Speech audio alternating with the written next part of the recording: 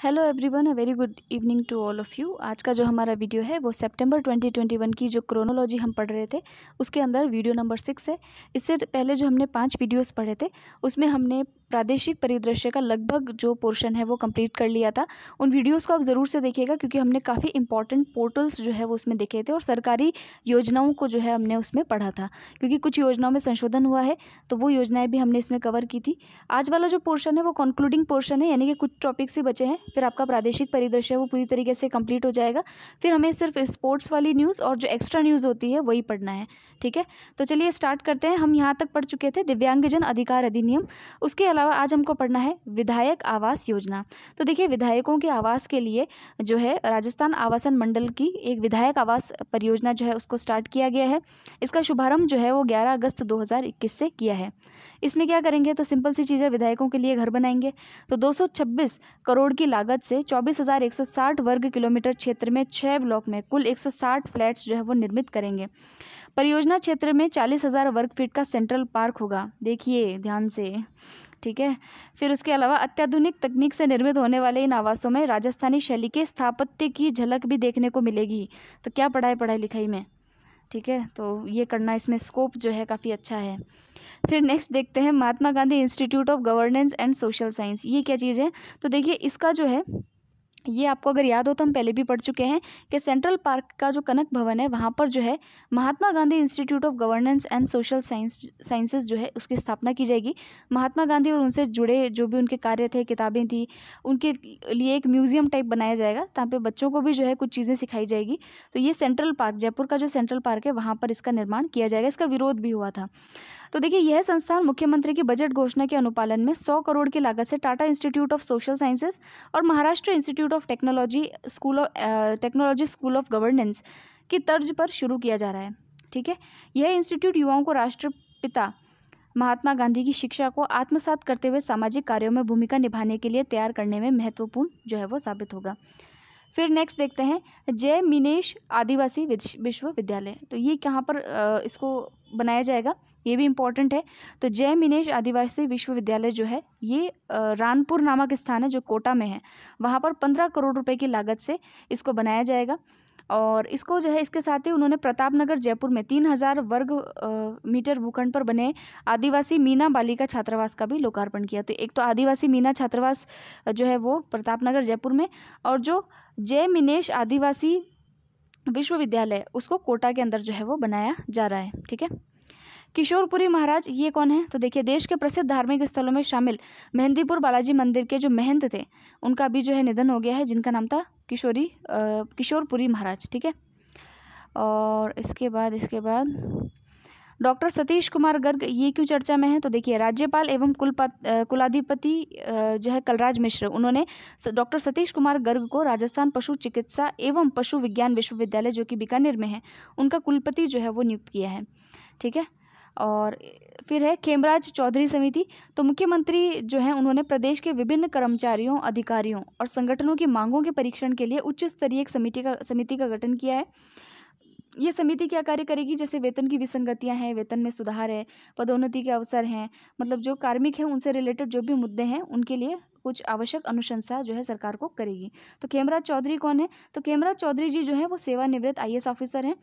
सेवानिवृत्त आईएएस अधिकारी विनोद पांड्या समिति के सदस्य एवं संयुक्त सचिव और वित्त नियम सदस्य सचिव होंगे। ये छोड़िए, लेकिन आप ये याद रखिएगा, खेमराज चौधरी जो हैं उनके नेतृत्व में इस प्रकार की एक समिति बनाई गई है जो जितने भी कार्मिक हैं उनकी जो समस्याएं हैं उनकी अनुशंसा सरकार को करेगी। ठीक है, फिर नागौर जिले की 3 तहसीलों का पुनर्गठन किया गया है। कौन सी तहसीलें हैं तो है मुंडवा, खींवसर और जो है नागौर, मुंडवा और खींवसर, इनके पुनर्गठन को जो है वो मंजूरी दी गई है। हालांकि ऐसा क्वेश्चन तो मुश्किल ही है कि कोई पूछता होगा। फिर जो है देखिए, मुख्यमंत्री ने मुंडवा तहसील के डेहरू एवं जोरावरपुरा पटवार मंडल को खींवसर तहसील में तथा खींवसर तहसील के खड़काली पटवार मंडल को नागौर तहसील में शामिल करने की स्वीकृति दी है। फिर राजस्थान को मिला पर्यटन सम्मान। तो आईसीएम ग्रुप द्वारा आयोजित 7वें ITCTA B2B अंतर्राष्ट्रीय पर्यटन एक्सपो कॉन्क्लेव सम्मान समारोह में राजस्थान के पर्यटन की दृष्टि से मेला और महोत्सव आयोजन की श्रेणी में पुरस्कार मिला है। ठीक है, तो ये भी कोई फर्जी सा पुरस्कार है, इतना कोई खास है नहीं। फिर है रंग राजस्थान के, ये क्या चीज़ है? तो देखिए, राजस्थान पर्यटन द्वारा विश्व फोटोग्राफी दिवस के उपलक्ष्य में सोशल मीडिया पर एक फोटोग्राफी प्रतियोगिता का आयोजन किया गया था। इसका थीम था रंग राजस्थान के, ठीक है।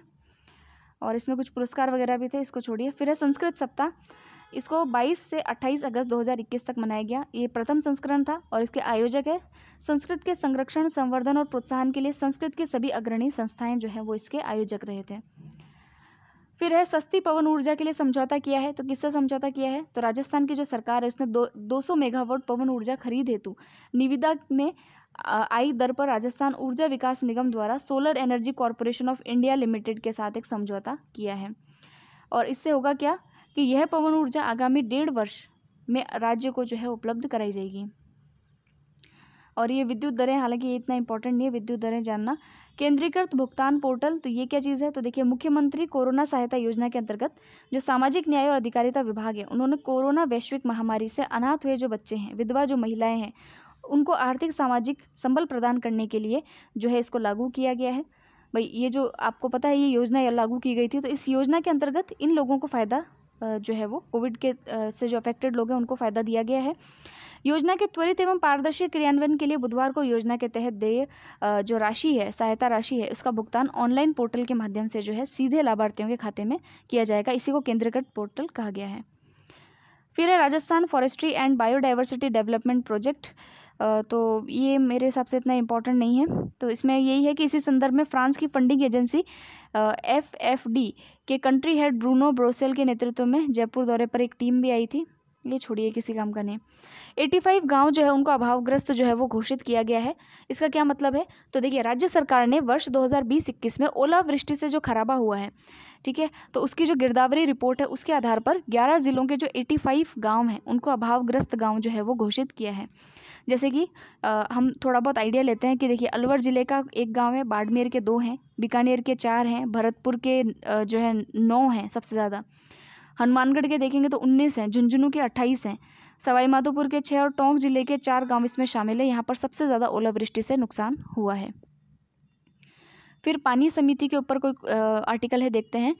राजस्थान में जल जीवन मिशन, ये जल जीवन मिशन तो हम जानते ही हैं, जल जीवन मिशन ये कई बार एग्जाम में आ चुका है, RS 2018 मेंस में आया था। तो जल जीवन मिशन के तहत हर घर नल कनेक्शन के कार्यों को गति देने के लिए सभी गांवों के स्तर पर पानी समितियों के नाम से प्रचलित ग्राम जल एवं स्वच्छता समितियों के गठन का कार्य लगभग पूर्ण कर दिया गया है।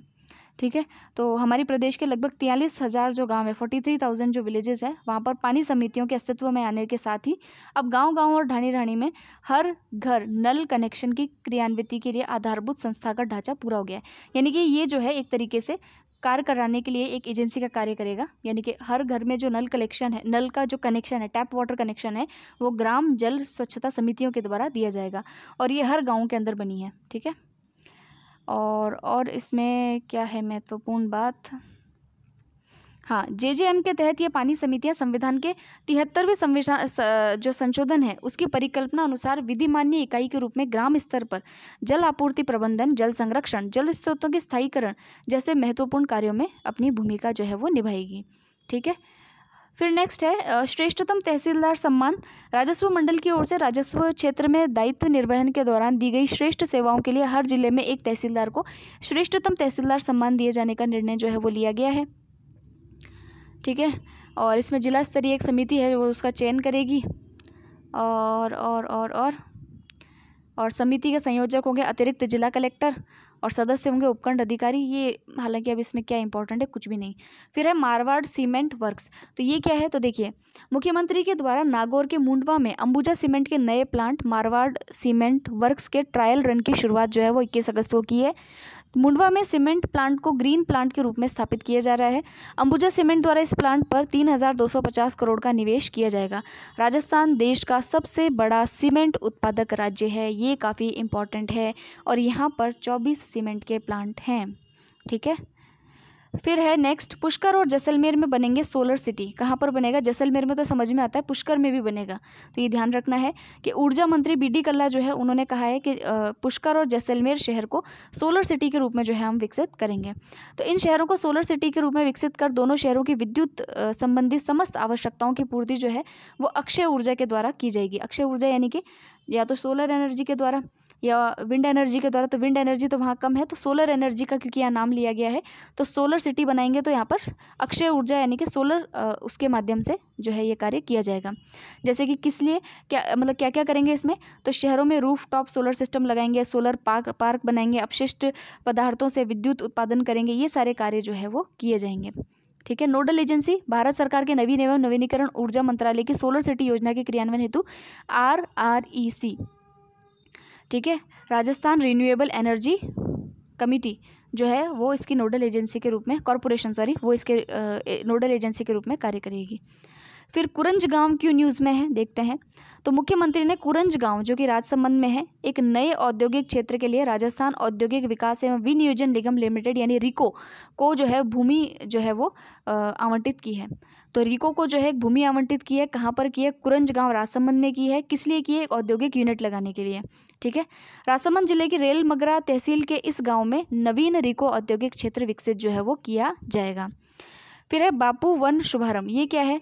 तो देखते हैं। श्रम राज्य मंत्री टीकाराम जूली ने आज़ादी के अमृत महोत्सव के तहत राष्ट्रपिता महात्मा गांधी की 150वीं जयंती वर्ष एवं आज़ादी के 75वीं वर्षगांठ के अवसर पर अलवर जिले के उमरैण क्षेत्र के ग्राम किशनपुरा पैतपुरतन में 150 पौधे लगाकर बापू वन का जो है शुभारंभ किया है। अच्छा, ठीक है। तो श्रम मंत्री ने ये कार्य किया है, थोड़ा सा ध्यान रखिएगा कि पौधे लगाए हैं, वही बापू वन शुभारंभ योजना है। ठीक है। खान सुरक्षा क्या है? तो देखिए, प्रदेश भर में खान सुरक्षा अभियान 15 जुलाई से 14 अगस्त 2021 तक चलाया गया है। इस खान सुरक्षा अभियान के दौरान विभागीय अधिकारियों द्वारा 1102 खनन पट्टों क्षेत्रों का निरीक्षण कर सुरक्षा मानकों सहित नियमानुसार खनन गतिविधियों के संचालन और सुरक्षा निर्देशों की पालना सुनिश्चित कराई जाएगी। तो वही है, ये तो कोई भी बता देगा, इसमें कोई विशेष चीज़ नहीं थी। फिर विजय शर्मा क्यों है न्यूज़ में? तो देखिए, इंडियन रेलवे इंजीनियरिंग सर्विस के ये अधिकारी रहे हैं और इनको जो है उत्तर पश्चिम रेलवे का प्रमुख जो है वो नियुक्त किया गया है। ठीक है। उत्तर पश्चिम जो रेलवे जो है उसका सेंटर जयपुर में है, तो वहाँ का प्रमुख इनको बनाया गया है। नीना सिंह कौन है? तो नीना सिंह जो है वरिष्ठ IPS अधिकारी हैं। इनको केंद्रीय प्रतिनियुक्ति पर जो CISF है उसमें अतिरिक्त महानिदेशक के पद पर जो है वो चयनित किया गया है। फिर PS त्रिवेदी के बारे में, तो महर्षि दयानंद सरस्वती जो कॉलेज है अजमेर वाला, उसमें जो है अतिरिक्त कार्यभार जैन आर्यन यूनिवर्सिटी के, ये छोड़ो, ये बकवास न्यूज़ है, काम की नहीं।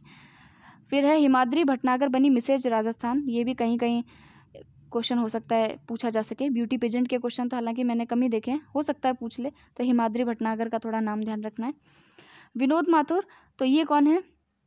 इनको राजीव गांधी क्रिकेट क्लब के द्वारा Rajiv Gandhi lifetime achievement award जो है वो मिला है। तो ये थोड़ा सा इतना ही ध्यान रखना है, ज़्यादा नहीं। और अगर आपको पर्सन इन न्यूज़ ध्यान रखना है तो सबसे ज़्यादा आप जो है खिलाड़ियों के नाम जो है वो ध्यान में रखिएगा, क्योंकि खिलाड़ी काफ़ी ज़्यादा जो है चर्चा में रहे हैं, तो उनके नाम इंपॉर्टेंट हो सकते हैं। फिर है हिमाद्री भटनागर, तो ये तो दोबारा से न्यूज़ आ गई है, इसको छोड़िए। फिर नेक्स्ट न्यूज़ पे आइए कि उत्तर प्रदेश जो सरकार है उसने काकोरी कांड का नाम बदलकर काकोरी ट्रेन एक्शन का नाम इसमें रखा है, क्योंकि इसमें थोड़ी अपमान की भावना सी दिखाई देती है, काकोरी कांड। ठीक है। तो इसका नाम रखा है काकोरी ट्रेन स्टेशन। तो ये कब हुआ था? तो 9 अगस्त 1925 को जो है काकोरी के अंदर जो है डकैती हुई थी, और ये डकैती करने वाले थे अशफाक उल्ला खान, राम प्रसाद बिस्मिल और एक रोशन सिंह, और भी कई सारे लोग थे, लेकिन बेसिकली इन तीनों को जो है फांसी की सज़ा मिली थी इसके तहत। तो उन्होंने जो है राजकीय खजाना जो है वो लूटा था यहाँ पर, तो उसके नाम पर इसका नाम चेंज किया है। फिर उसके बाद में आप देखिए यहाँ पर आइए, मध्य प्रदेश में ये काफ़ी इंपॉर्टेंट न्यूज़ है, ये मैंने आपको पहले ही बताया था कि देश में स्वच्छता के मामले में लगातार 4 बार सबसे स्वच्छ शहर का खिताब हासिल करने वाले मध्य प्रदेश का जो इंदौर शहर है उसको भारत का पहला वाटर प्लस शहर जो है वो प्रमाणित किया है। ठीक है। ये इंपॉर्टेंट है, ये ध्यान रखिएगा, हो सकता है ये क्वेश्चन पूछ लिया जाए। ठीक है। और हाँ, मध्य प्रदेश जो है नई शिक्षा नीति को लागू करने वाला दूसरा राज्य बन गया है। तो दूसरा बना है, तो पहला कौन था? तो पहला कर्नाटका था। ठीक है। और दूसरा कौन बना है? तो मध्य प्रदेश बना है। ठीक है। अब ये महत्वपूर्ण तथ्य, तो ये तो नेशनल एजुकेशन पॉलिसी तो पढ़ी हुई होगी आपकी, इसको क्या पढ़ना है? और इसमें कुछ भी विशेष है नहीं। तो ये आज हमारा जो है यहाँ तक की सारी न्यूज़ हो चुकी है। प्रादेशिक परिदृश्य हम पूरी तरीके से कंप्लीट कर चुके हैं। अब कुछ विशेष नहीं बचा, पुरस्कार सम्मान वाला टॉपिक बचा है और जो है आपका खिलाड़ी वाला बचा और मिसलेनियस टॉपिक्स बचे हैं। उनको भी आज हम अगर आज हो सका तो ठीक है, वरना तो है कल तक मैं इसको कंप्लीट कर दूँगी। तो आपकी क्रोनोलॉजी जो है वो पूरी हो जाएगी। आप खुद से पढ़ेंगे तब भी आपको वही 2-2.5 घंटे लगने हैं, और जो आप वीडियो देखेंगे तब भी आपको जो है समय इतना ही लगना है। लेकिन अगर आप खुद से पढ़ते हैं तो उसमें क्या है कि जो काम की चीज़ें हैं वो थोड़ी सी निकल करके नहीं आती, कुछ चीज़ें मिस भी हो सकती है और हो सकता है कि हमारा उतना अटेंटिवनेस भी जो है वो नहीं रहे। और इस बार क्योंकि आप लोगों के एग्ज़ाम है तो मैंने जितना भी थोड़ा बहुत मैं प्रमोशन थोड़ा बहुत जो करती हूँ वो भी मैंने नहीं किया है। तो आप लोग सब जानते ही हैं कि जो भी आपकी मैगज़ीन का PDF है वो आपको हमारे टेलीग्राम चैनल पर मिलेगा, और जो भी इम्पॉर्टेंट न्यूज़ है, खबरें हैं, जो क्वेश्चंस है, PDFs है, वो सभी उस चैनल पे प्रोवाइड की जाती हैं। तो आप उसको ज्वाइन कर लीजिएगा। कोई क्वेश्चन हो तो आप इंस्टाग्राम पे या फिर कमेंट सेक्शन में आप ज़रूर से दीजिएगा, तो मैं कोशिश होगी तो मैं ज़रूर से उनका जवाब दूँगी।